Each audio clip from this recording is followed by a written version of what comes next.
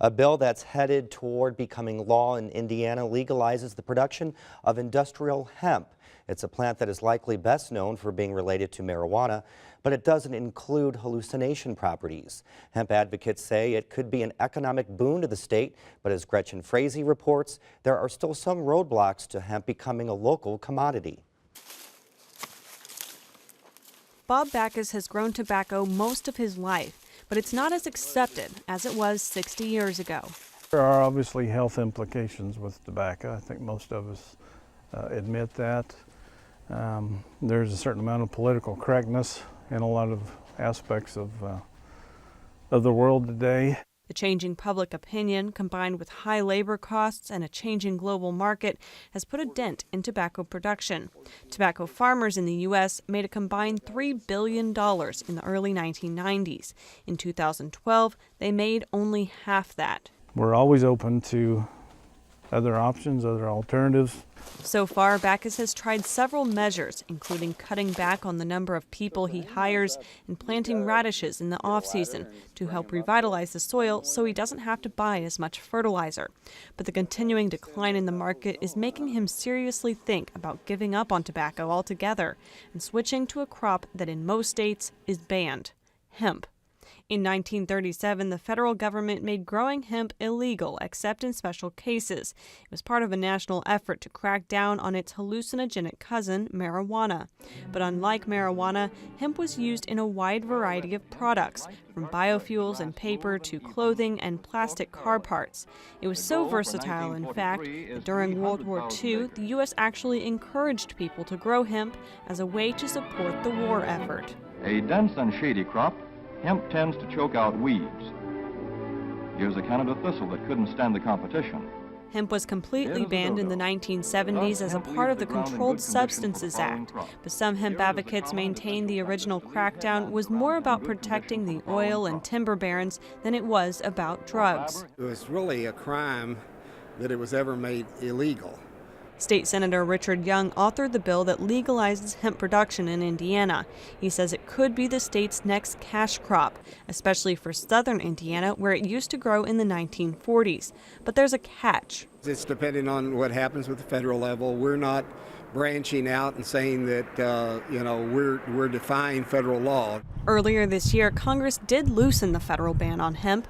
As a part of the Farm Bill, universities and state departments of agriculture are now allowed to grow hemp if the industrial hemp is grown or cultivated for purposes of research conducted under an agricultural pilot program, and the growing or cultivating of industrial hemp is allowed under the laws of the state. So far, 9 states have laws allowing hemp production, and several more are considering legalizing it. Once more research is conducted, hemp advocates hope the federal government will legalize hemp production on a larger scale. I think it's just a little bit slower moving on the federal level, just like everything else is. But in the meantime, states are taking the lead in preparing themselves so that as the Farm Bill is implemented by the USDA and as we move on with this, that they will be in a good place and be ready to implement those measures. And there's the question of supply and demand. Hemp and hemp-based products such as textiles, lotions, and foods can be legally imported, so there is demand. But so far, that demand has remained fairly small. So farmers are very cautious to grow it without a market. They need that guarantee and that assurance that there's going to be income and a contract in place. So without that, they're slow moving.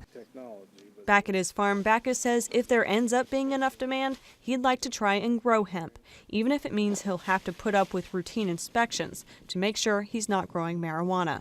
Tobacco is a good crop from a gross income standpoint, not necessarily always a net income standpoint. So hemp may very well have a much lower income per acre, but with the basically being all automated, no hand labor, manual labor involved, then the net income could be something that's very beneficial, something that's enticing to us. 26 states chose not to expand Medicaid under the Affordable Care Act. Indiana is one of those, but hundreds of thousands of Hoosiers still don't have health insurance. So Governor Mike Pence yesterday laid out details of an alternative health care expansion plan, which he says is built on healthy, cost-conscious decision-making. The plan is being called HIP 2.0. Sarah Whitmire has more on the proposal and why some say the plan is long overdue. At a press event this week, Governor Mike Pence rolled out HIP 2.0, a proposed expansion of the Healthy Indiana plan. Well, HIP 2.0 is a better way. It's a better way for those hardworking Hoosiers. To better health, to better coverage, to a better health care system. At this stage, it's just a proposal, but Pence is hoping his plan to provide coverage to about 350,000 Hoosiers living in poverty will get support from federal officials. Pence's plan would cover people between ages 19 and 64 who make under $24,000 and can't currently get health care. These are people who live in the so-called coverage gap. As the debates in Washington, D.C. about the Affordable Care Act and Medicaid expansion continue, we're reforming Medicaid in Indiana. And hundreds of thousands of Hoosiers will have better access to quality health care as they aspire to a better life because Indiana's leading the way. Pence has refused to expand Medicaid to close the coverage gap, and he's been vocal in his opposition to the Affordable Care Act. HIP, which started as a pilot program 6 years ago and now covers nearly 40,000 Hoosiers, has always been the vehicle by which Pence said he would expand health coverage. His HIP 2.0 plan has 3 options: HIP Link, HIP Basic, and HIP Plus. HIP Link provides assistance to people who can't afford their employer insurance. HIP Basic provides a very limited amount of coverage to people at little or no cost. HIP Plus covers more, including dental and vision, but people are required to share some of the cost. Pence says the cost-sharing approach forces people to take more personal responsibility for their health care. They visit the ER less and tend to seek preventative care. The Indiana Hospital Association is praising Pence's plan, even though it's partially funded by increasing the state's hospital assessment fee. Government Relations Vice President Brian Tabor says it's still good for hospitals because they've struggled for years to provide care they're not compensated for. Just a couple of years ago, it was $3 billion in uncompensated care in 1 year. So what will happen is, as these individuals have coverage through HIP 2.0, that uncompensated care will be reduced. So the costs for hospitals will be reduced.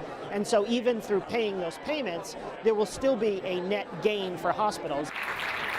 Indiana will submit its plan for federal approval by the end of June, following 2 required public comment meetings. Until the plan is fully reviewed, healthcare activist Rob Stone says he's holding off judgment, but he is optimistic. Boy, I love Indiana ingenuity, and I'm a native-born Hoosier and all of that. But I'm not really sure we need to reinvent the wheel, and I'm not really sure that this plan is going to be cost-effective, because it looks to me like there's a lot of administrative cost built into this too. So I've got my concerns. But I also see that it could be a huge step in the right direction. And in a statement, House Democratic leader Scott Pelath wrote, if the Obama administration and Governor Pence can agree on a plan, everyone should applaud. He says it's long past time to stop with the political grandstanding over Obamacare and to start solving real problems for real people. Lawmakers return to the State House next week for the start of the 2014 legislative session.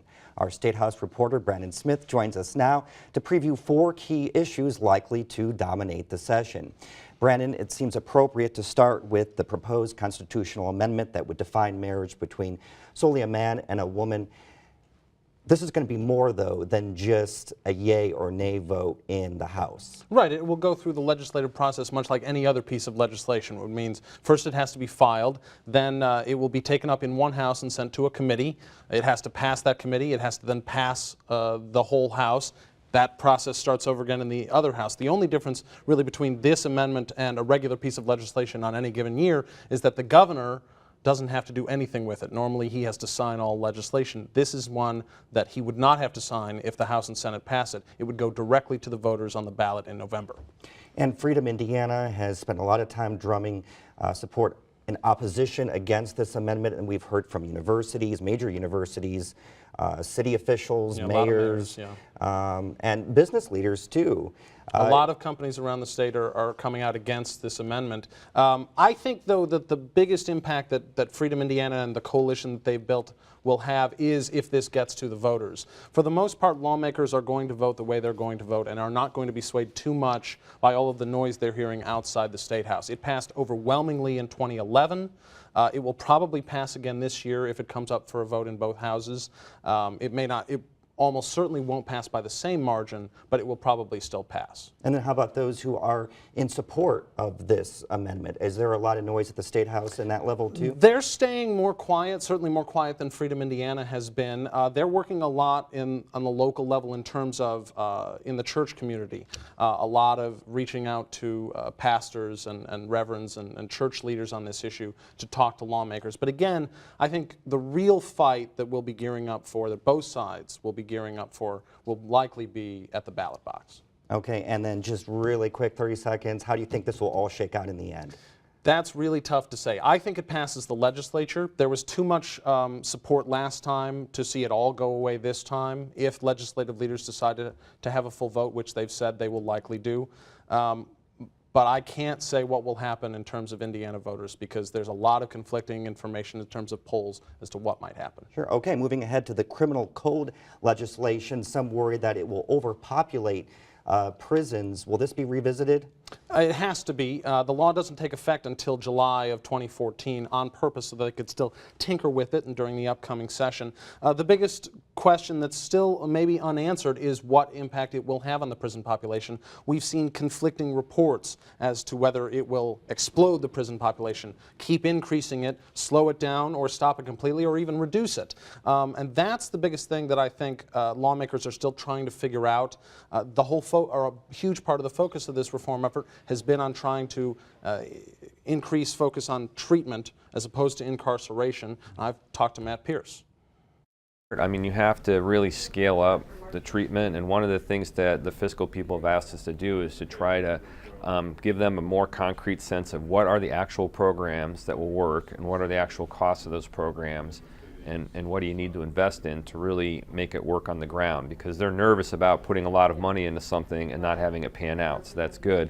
The great thing about the approach we have is we're taking things that have already been tested someplace and proven to work, and we're adjusting that for the state and getting into place, and then it's a matter of scaling it up to all the counties.